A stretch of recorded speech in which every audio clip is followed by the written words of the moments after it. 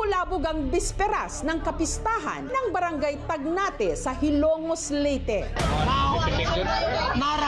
Nang ang matandang lalaking ito halos mawalan na ng malay. Sa pag-asang bumuti ang kanyang lagay, may pinainom na langis sa matanda. Minasamasahe rin ang kanyang mga kamay. Kaya pala siya nag-aagaw buhay. Natuklaw kasi siya ng makamandag na kobra.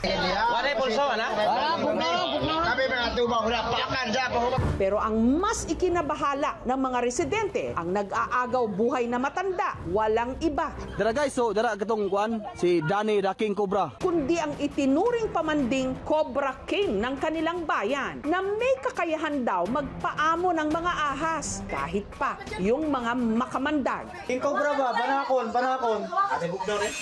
Siya ang naitampok na namin noon dito sa ating programa, si Danny Sebial. Dumating na yung rescue team. Sa pagkakataong ito, makakaligtas kaya sa bingit ng kamatayan ang tinawag pamanding Cobra King.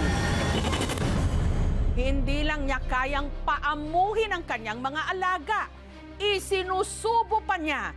Pero bakit tila hindi yata umubra ngayon ang kanyang bertud? Halos isang dekada na ang nakararaan nang unang itinampok dito sa KMJS ang kakaibang kakayahan ni Danny na magpaamo ng mga makamandag na ahas. Natatnan ng aming team ang kumpulan na ng mga tao sa tapat ng kanyang bahay. Nakahanda na rin pati ang makakasama niya sa kanyang performance. Ang kaibigan daw niyang ahas. Una na riyan ang Samar Cobra na ito na nakasilid pa sa aquarium. Dinasalan muna ito ni Danny.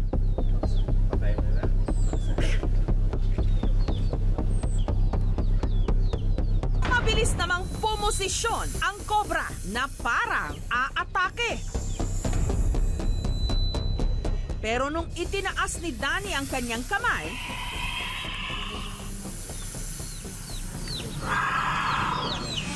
sa kalagitnaan ng pagpapakitang gilas ni Danny, laking gulat ng lahat nung bigla siyang nagpakagat sa labi at daliri.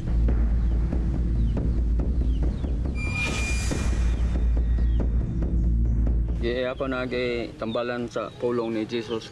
Ang aming team may daladalang anti-venom at medical staff. Pero si Danny tumanggi na magpaturok ng anti-venom. Sa halip, sinipsip lang niya ang dugo at hinalikan ng prayer book na may mukha ni Hesukristo. Sunod niyang inilabas ang isa pang sawa. Pinagsabong niya ito.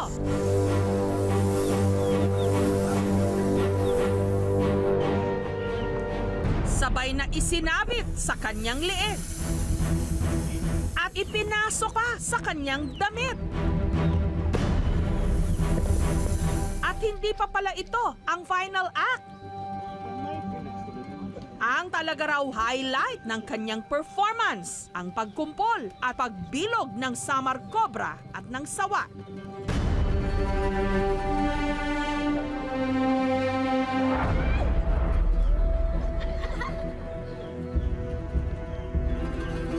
Sa Bisaya pa, dili ka makapaak ikaw has kay Satanas ka. Binuhi ka sa Satanas.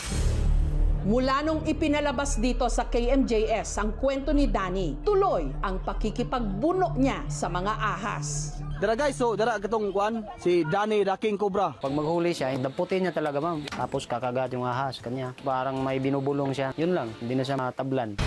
Naging takbuhan din siya ng kanyang mga kababayang natutuklaw. Kaya ito bagpakan ni tayo, ngut-ngut ni sa. Ngut-ngut na ang iugasan na yun.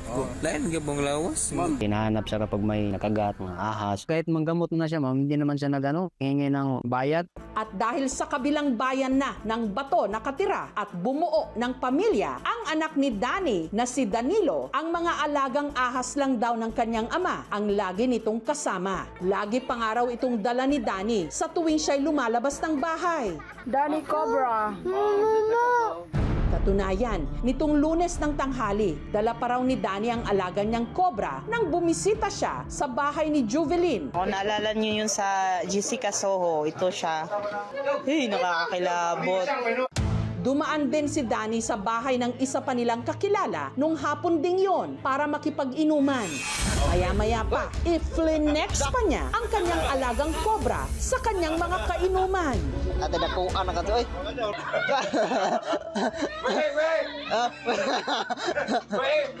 Ayaw. Wait. Masuk ko naman na. Patay. Masuk ko na. Tapos Ginoo. Hanggang sa ito na ang mga sumunod na nakuhanan. Video ng mga nagkakagulong residente.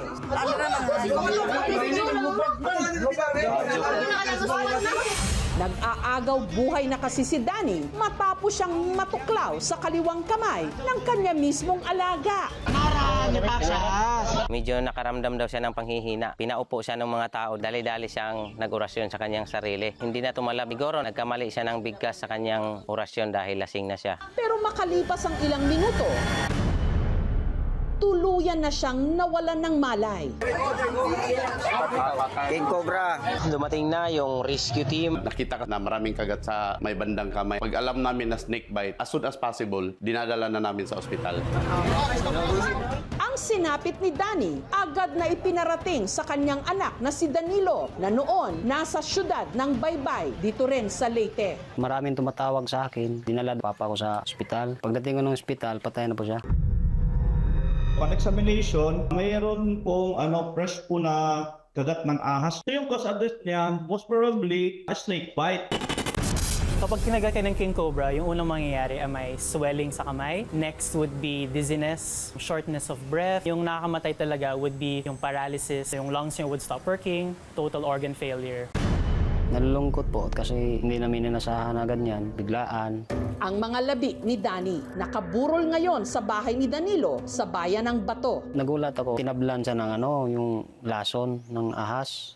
Ang ahas na tumuklaw kay Danny na naiwan sa loob ng kanyang bag, itinurn over sa Palo sa Leyte. Nung binuksan namin yung bag ni Sir Danny, kita namin na yung cobra is patay na. Nasa state of decomposition na. Posible talaga yung nangyari is merong nagkaroon ng suffocation.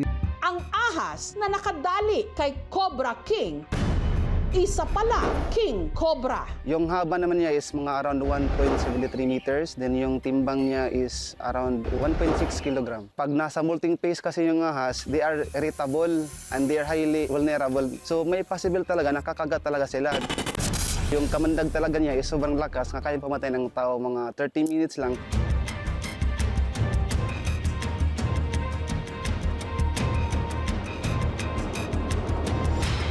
Pero sa tinagal-tagal ng pag-aalaga ng ahas ni Danny, bakit tilang ngayon lang tumalab sa kanya ang kamandag ng cobra? Yung ahas kasi, sometimes, meron tinatawag nating dry bite. Yun yung time na hindi lumalabas yung kamandag ng ahas. So, kagat lang talaga siya. Walang kasamang kamandag. So, possibly, yun yung mga nangyari kay Sir Danny noon. Malaki din nga ang kawalan sa bayan namin kasi gaya namin nasa malayong lugar kami. Pag may nakagat po ng ahas dito ay siya po talaga ang nagagamot. Pag niya nahawakan kasi hindi naman sila nanunuklaw. Pag nakakita silang tao, aalis lang din naman sila. If ever po makagat kayo ng ahas, dalhin agad sa ospital kasi meron namang nakahandang antivenom. Si Danny Cobra. Look!